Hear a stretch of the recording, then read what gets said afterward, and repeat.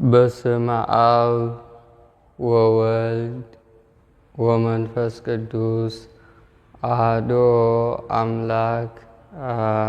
በመላው ዓለም የምትኖሩ የልዑል እግዚአብሔር ቤተሰቦች በመድኃኔ ዓለም ኢየሱስ ክርስቶስ ስም በድንግል ማርያም ቃል ኪዳን ሰላም እግዚአብሔር ይድረሳችሁ። እንደምሰነበታችሁ እንኳን ለጌታችን ለመድኃኒታችን ለኢየሱስ ክርስቶስ የትንሣኤ ብርሃን ወይም ለብርሃነ ትንሣኤው በሰላም አደረሰን አደረሳችሁ። አሜን። መድኃኔ ዓለም ይህን በዓሉን የበረከት በዓል ሰማያዊ ኃይልን የምንላበስበትና በብዙ መንፈሳዊ ጥቅሞች የምናተርፍበት በዓል ያድርግልን። አሜን።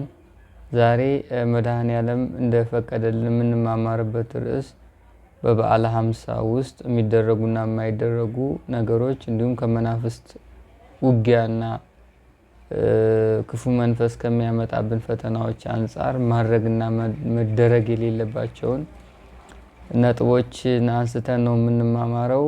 መድኃኔ ዓለም በምህረቱና በቸርነቱ ጉባኤያችን ይባርክልን፣ ያስፋልን። እስከ መጨረሻው ድረስ ከኛ ጋር ሆኖ በብዙ መንፈሳዊ ውጊያ ውስጥ የምናተርፍበትን ትምህርት እንድንማማር ፈቃዱ ይሁንልን። አሜን። እንደተለመደው ያው ብዙ ጊዜ እኔ ሌላ ግሩፕ ስለሌለኝ በዚህ በዩቲዩብ ነው የምንሰራቸውን ስራዎች ወደ እናንተ የማቀርበውና አሁን ሚያዝያ 23 የሰማዕቱ ቅዱስ ጊዮርጊስ ዓመታዊ ክብረ በዓል አለ። ከዛው በቅርብ ርቀት ደግሞ ግንቦት አንድም መብርሃን የልደቷ በዓል አለና ሁለቱን በዓላቶች ብዙ የበረከት ስራዎችን ለመስራት እያሰብን ነው። ሚያዝያ 23 የቅዱስ ጊዮርጊስ በዓሉ ስለሆነ ቤተክርስቲያኑ ዝክርና ለልማት የሚያስፈልጉትን ነገሮች እናሟላለን። በእኛ አካባቢ ቤተክርስቲያን አለ የቅዱስ ጊዮርጊስ። ግንቦት አንድ ልደታ፣ እሷም ዝክር ነው።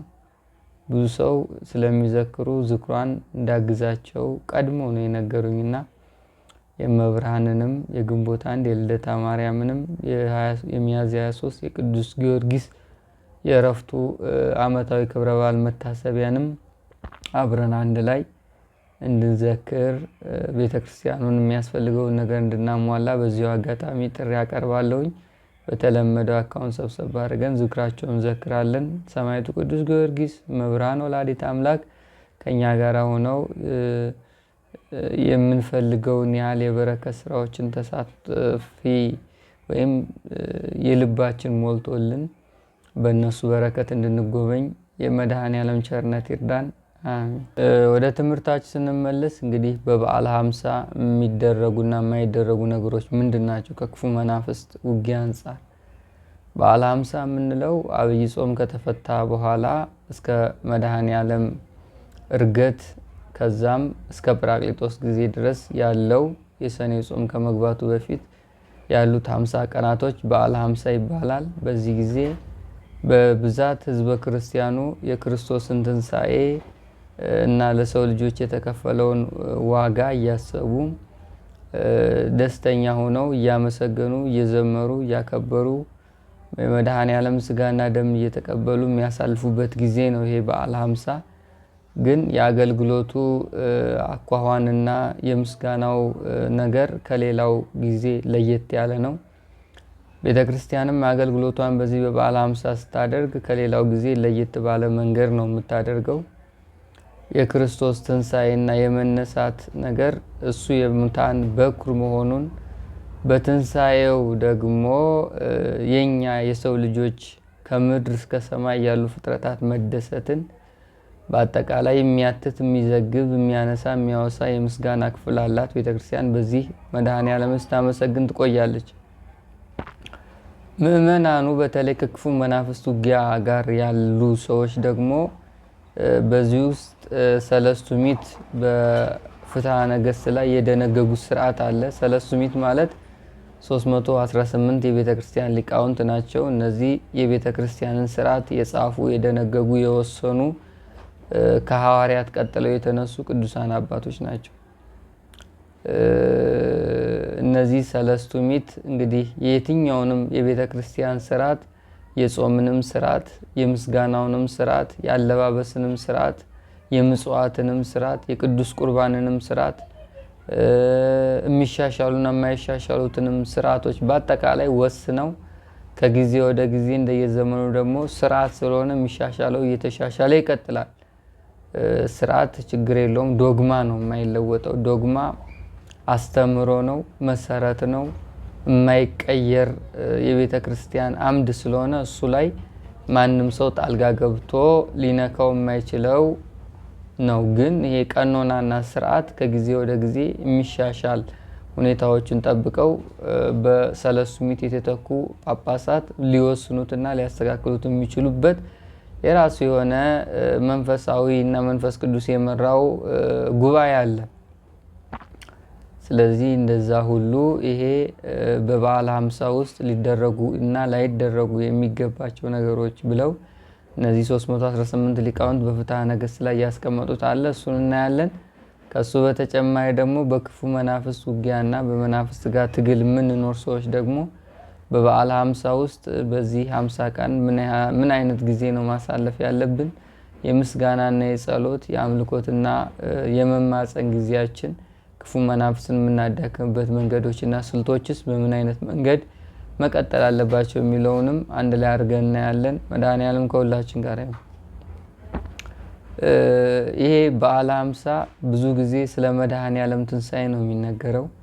ክብር ይግባውና ሰው ሆኖ በሰው አንደበትና ምድር ላይ ተመላልሶ ስርዓትን መስርቶ በሞቱ የኛን ሞት አጥፍቶ በመገረፉ የኛን ጉስቁልና አጥፍቶ የዲያብሎስን ግዛትና የዘርን መዋረስን ሽሮ በሲኦል ያሉ ነፍሳትን ወደ ገነት መልሶ ለአዳም የገባለትን ቃል ኪዳን ፈጽሞ አምላካዊ ኃይሉን በምድር ላይ ገልጦ ከተነሳ በኋላ ምድርና ሰማይ መላእክትና ሰው ልጆች በአንድ ላይ እግዚአብሔርን ያመሰገኑት፣ የወደዱት፣ ያከበሩት፣ ፍቅራቸውን አብዝተው የገለጹበት ጊዜ ነው በዓለ ሃምሳ።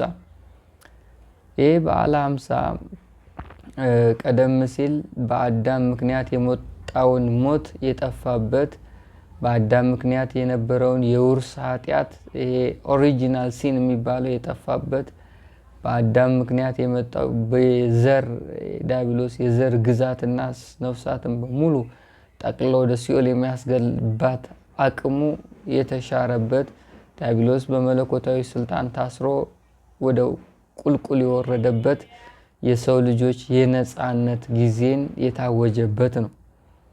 ሐዋርያው ቅዱስ ጳውሎስ በአንደኛ ቆሮንቶስ 15:21 ላይ እንዲህ ብሎ ይገልጠዋል። ሞት በሰው በኩል ስለመጣ ትንሣኤ ሙታንም በሰው በኩል ሆኗል ይላል።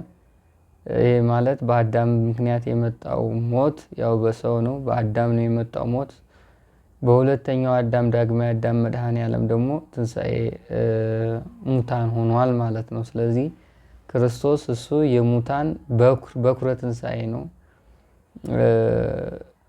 እኛ ከሞትም በኋላ ወይም ትንሣኤ ሙታን እንዳለ ትልቁ ማረጋገጫው የክርስቶስ መነሳት፣ ከዛም በላይ ደግሞ የእኛን ስጋ ለብሶ ወይም ሞት በሰው በኩል ስለመጣ በአዳም ምክንያት የሞተው የሰው ልጅ ከገነት ወደ ሲኦል የወረደው የሰው ልጅ ያንኑ የሰውን ስጋ ለብሶ ክርስቶስ ደግሞ ሞቶ ተነስቶ የህይወትም የልቦናም የሰብአዊ ማንነትም የነጻነትንም ትንሣኤን ሰጥቶናል። የክርስቶስን ትንሣኤ ስናስብ በመንፈሳዊ ህይወት መነሳታችን የእኛን የመንፈሳዊ ህይወት ትንሣኤ፣ የነጻነታችን ትንሣኤ፣ የአይምሯችንና የውስጥ የሰብአዊ ሞራል ትንሣኤን፣ የክፉ መናፍስት በማሰር ውስጥ ያለውን ትንሣኤን፣ እንደ ሀገርም እንደ ወገንም በተሻለ ኑሮና በበረከት በኩል የምንጓዝበትን የሀገር ትንሣኤ በሙሉ እያሰብን የምናከብረው በዓል ነው። ስለዚህ ይሄ ክርስቶስ መነሳቱ የደስታ ምንጭ፣ የኃይል ምንጭ፣ የተስፋ ምንጭ፣ የነጻነት ምንጭ፣ የሰማያዊ ዜግነት እና የመፍት ምንጭ መሆኑን ልናስተውል ይገባል። እሺ አሁንም እንዲህ ይላል ሐዋርያው ቅዱስ ጳውሎስ ይጨምርና ሮሜ 6:5 ላይ ሞቱን በሚመስል ሞት ከእርሱ ጋር ከተባበርን ትንሣኤውን በሚመስል ትንሣኤ ደግሞ እንተባበራለን ይላል። ክርስቶስ እንደሞተ የሰው ልጆች በሙሉ በስጋ ይሞታሉ። እሱም በስጋው ሞቶ እንደተነሳ እኛም ደግሞ ትንሣኤውን መስለን እንነሳለን ነው። ትንሣኤ ዘጉባኤ አለ። ሁላችንም የዓለም ፍጻሜና ለፍርድ በክርስቶስ ፊት ነፍስ ከስጋችን ተዋህዳ የምንቆምበት ቀን ይመጣል ነው። እሱ እንደሞተ እኛም እንሞታለን፣ እሱ እንደተነሳ እኛም እንነሳለን። ይሄ ሞቱን በሚመስል ሞት ከተባበር ነው ትንሣኤውን በሚመስል ትንሣኤ ደግሞ እንተባበራለን ማለት ነው። ይህ ሐዋርያው ቅዱስ ጳውሎስ መልእክት ነው። ስለዚህ ክርስቶስ የሙታን በኩር ነው፣ የትንሣኤ መጀመሪያ ነው። ትንሣኤን አብሎ የጀመረ ለሰው ልጆችን የሰጠ በስጋ ሞቶ በስጋ የተነሳ እኔ እንደሞትኩ እናንተም ትሞታላችሁ፣ እኔ እንደተነሳው እናንተም የሚያምንብኝም የሕይወት ትንሣኤ አለው የሚል ተስፋ ቃልን ሰጥቶ ወደ ሰማይ አድርጓል።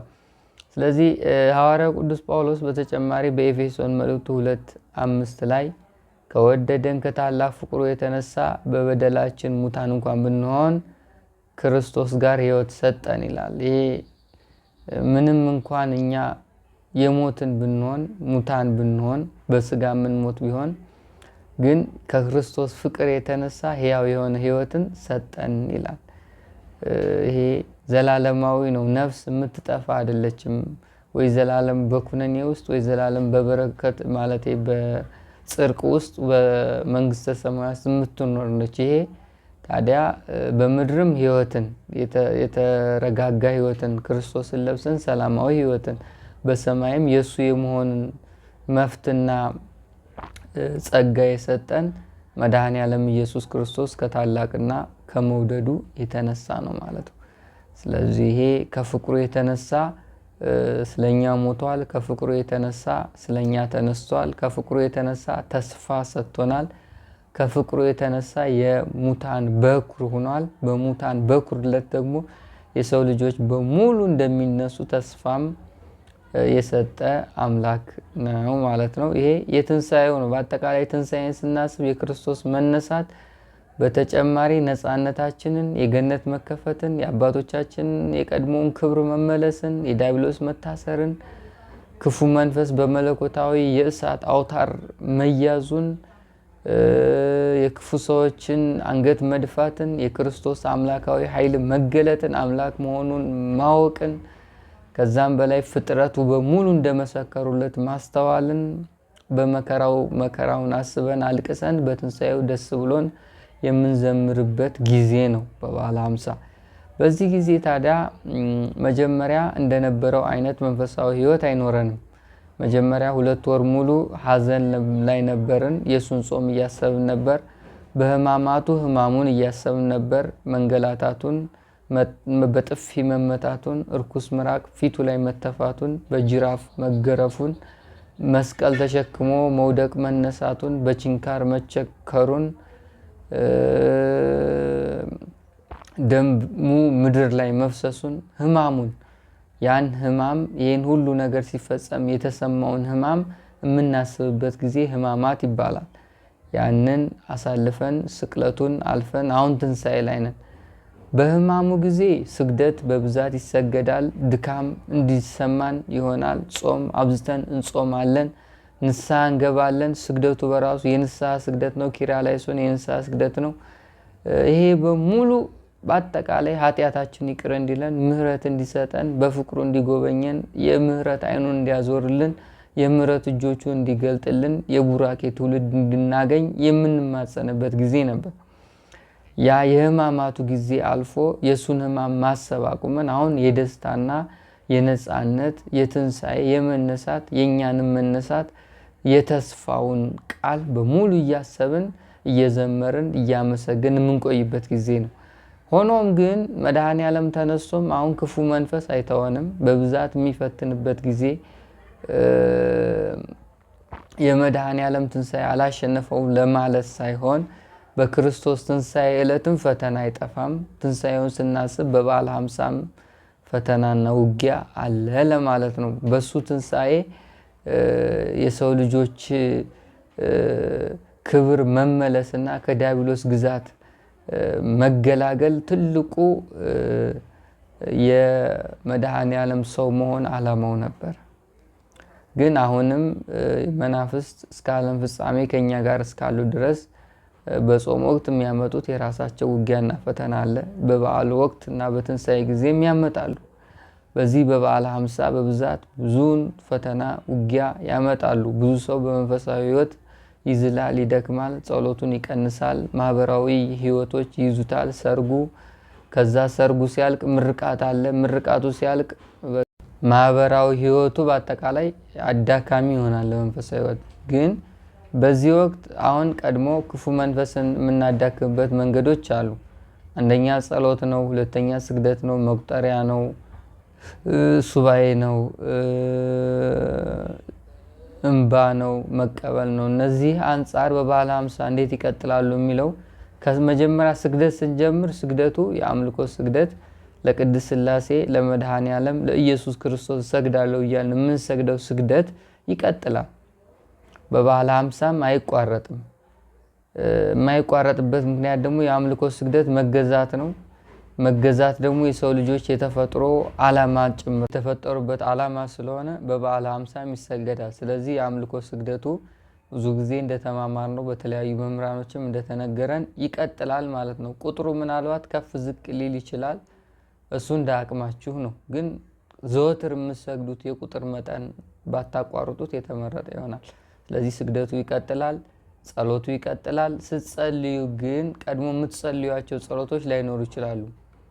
አሁን ለምሳሌ በሕማማት ጊዜ ድርሳን፣ ገድል ምናምን ብዙም ባይሆን ይመረጥ ነበር። አሁን ላይ ይቻላል፣ ማንኛውም ጸሎት መጸለይ ይቻላል። ግን መልክዓ መልክ ከነ ሥላሴ ከመድኃኔዓለም ከመብርሃን በተጨማሪ አርጋኖንን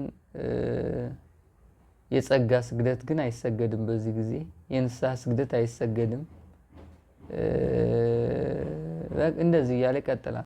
ፈተናዎች በብዛት መናፍስት ስለሚከፍቱብን ግዴታ መግባት ካለብን በዚህ በንስሐም ባይሆን ንስሐ አባቶች እነሱ ያውቁበታል። በምጽዋትም በምንም ንስሐ ይሰጣል እና አስገዳጅ ሁኔታዎች ካሉ ንስሐ መቀበል ይቻላል። ግን እንደ ትምህርት ንስሐ በዚህ ወቅት የለም ማለት ነው። እንዳስተምሩ ይሄ ከንስሐ አንጻር ነው። ጸሎት ያው ቀድሞ የሰዓታት ላይ ሰዓታቱ አይጸለይም። ኪዳን ሲደረስም እንደ አብይ ጾም አይደለም። ቅዳሴውም የሚቀየር ክፍል አለው። ብዙም ጊዜ ትንሣኤ ነው። ትንሣኤ የሚያነሳ እና የሥላሴ መድኃኔዓለም የመብርሃን ምስጋና ከሆነ ጸልዩ፣ ጥሩ ነው። ሱባኤ ብዙም በዚህ ወቅት አይፈቀድም። የሐዘን ጊዜ አይደለም፣ የመቆዘም ጊዜ አይደለም፣ የለቅሶ ጊዜ አይደለም ስለሚባል ሱባኤ ይከለከላል። ግን በጣም አንገብጋቢ ጉዳይ ከገጠማችሁ ምን ይደረጋል? ሱባኤ ታቅቦና አርምሞ ያው ምግብም ሳታበዙ ወይም ያለ ጾም ማለት ነው። ታቅቦና አርምሞ ገብታችሁ መጠየቅ ትችላላችሁ። ያለ ጾም ነው። ግን የጾማችሁ ጾም የለም በዚህ ወቅት። አርብና ሮብ ራሱ አይጾም እንኳን ሌላው ይቅርና።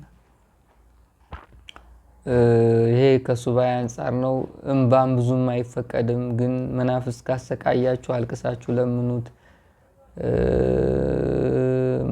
ያው ብዙም የመናፍስት ጋር ያለው ውጊያ በስርዓት በተለይ በዚህ በ50 ቀን ሲደነገግ በጣም ይጠቀምበታል። ሹክ እያለ አይፈቀድም እኮ እንደዚህ እያለ አብዝቶ ሊጠቀምበት ይችላል እና ብዙ ፈተናዎች ያመጣብናል። የልማድ ኃጢአቶች ይጀምሩናል። በሽታ ይመጣል፣ ደዌ ይመጣል፣ ህመም ይመጣል። ድሮ ሰግደህ የምታባረረው አዚም አሁን ላይ ጫን ሊል ይችላል። ስለዚህ ብዙ ነገሮች ሊያበላሽ ስለሚችል አምልኮታችንና ጸሎታችን መቀጠል አለበት ነው። መቁጠሪያም መጠቀም ትችላላችሁ። ለመገሰጽ ነው መቁጠሪያ።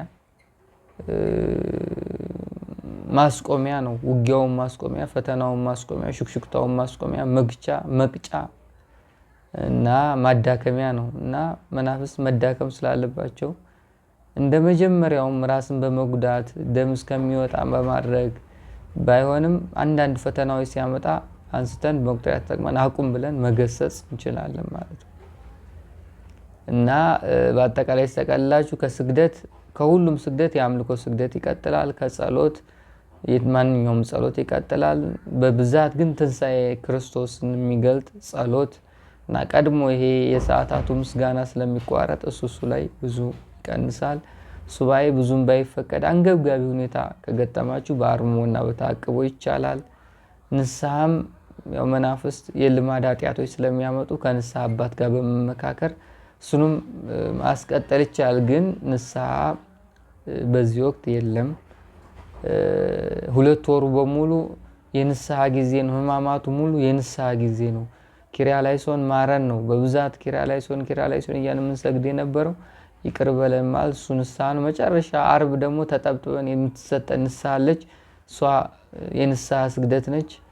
እንግዲህ ያው 2 ወር ሙሉ ስለደከምን አሁን ደግሞ እንረፍ ነው ትንሽ የስጋ እረፍት። የስጋ እረፍት ብቻ ሳይሆን ትልቁ ዓላማው የክርስቶስ መነሳት ጋር ነው። በስጋ ደክመናል፣ በስጋ እንረፍ። እሱ የኛ ስጋዊ አመለካከት ነው። ግን ዋናው ዓላማው ትናንትና ከክርስቶስ መከራ ጋር መከራ እንደተቀበል ዛሬ በክርስቶስ መነሳት ደስተኛ ሆነን ባለመጾም፣ ባለማልቀስ፣ ባለመውደቅ፣ ባለመድከም ትንሣኤውን በደስታ የኛን መነሳት እያሰብን እየዘመርን ቃል እግዚአብሔር እየተማማር እናሳልፍ የሚል ነው ዓላማው። ይህ ስለሆነ ስግደቱ ስንወርቅ የክርስቶስ መውደቅ፣ ስንነሳ የክርስቶስ መነሳት ነው እና ያ ነገር ወድቆ ተነስቷል እና ተነስተን ነው ማቆም ያለብን። ስለተነሳ አለ። ግን አምልኮት ለስላሴ ደግሞ አይቋረጥም። ፍጥረት እስከሆን ድረስ ሕያው እስትንፋስ እስካለን ድረስ በምድር ላይ እስካለን ድረስ ማናቋረጠውና መቋረጥ የሌለበት ነገር ቢኖር አንዱ አምልኮ ስግደት ነው። ስለዚህ እንደዚህ እያደረጋችሁ በርቱ።